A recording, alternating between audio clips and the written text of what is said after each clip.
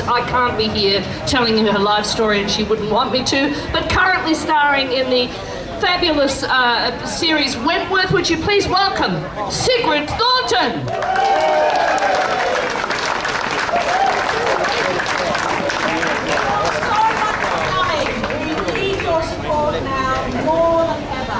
There should be tens of thousands, but we are so grateful for this grassroots support that you're giving us today. It's such an important cause. So, Sigrid, how long have you been coming to the market, and what's your feeling about it and connection to it?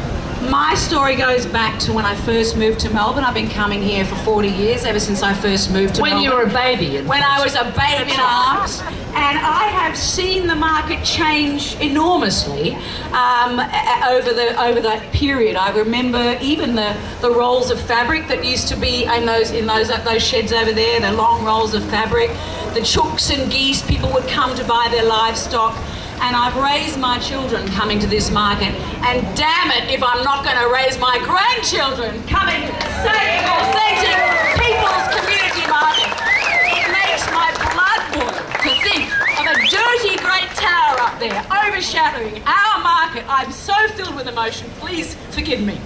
It is such an important place to so many people. It's very important to show our children where real food comes from and that it's not in a cellophane packet at a supermarket. Exactly. Those sorts of things that you teach your children. That's right. The other thing is I've spent a little bit of time living in Los Angeles, and the only reason I tell you that is that when I lived in Los Angeles, people used to talk, the only kind of community food conversation that people used to have was, what's the supermarket that you go to? Oh, this one's better than that one because it sells better bread or something. That was what they had come to many, many years ago. Now they're bringing back local community markets because that's what the people want. They want paddock to plate, and they want a community, fresh produce outlet for them to shop at. That is absolutely right. And we'll be having someone later to talk about product to plate later on in the day.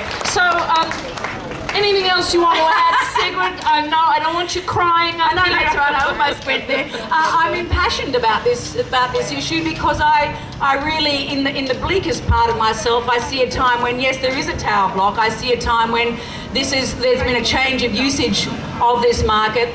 The council has this is a very common MO for councils. We fought and won over the swimming pools in the 90s when the councils and the libraries, when the councils were running them down and trying to close down our beautiful community assets. And we've been fighting these battles for many, many years because they're our community assets. They don't belong to anyone else, and we pay for them, for goodness sakes. This market has been run down for the last 20 years. And now, of course, 20 years later, we can say it's losing money. Well, that's up for grabs, that debate anyway. But of course people want the market to be tarted up, but we want the authenticity of a fresh produce market to remain. It's a basic human right. Beautiful work.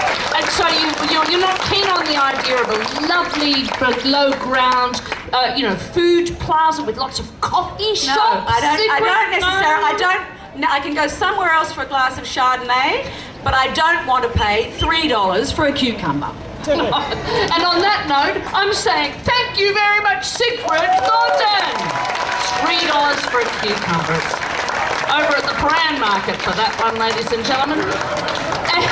And we don't want this to turn into the Paran market, do we? No! Or the South Melbourne market? No! We love it. We love the forklift drivers. Some people in this town or on council are a bit scared of forklifts. We love the forklifts. Yeah. We love the dirt. Yeah. Oh, I love dirt. And speaking of dirt, no, that's a very bad segue. But to give us a little political edge to it, and I'm gonna try and restrict him to 3 minutes, but it's going to be very, very hard. Would you please welcome Mr. Phil Cleary?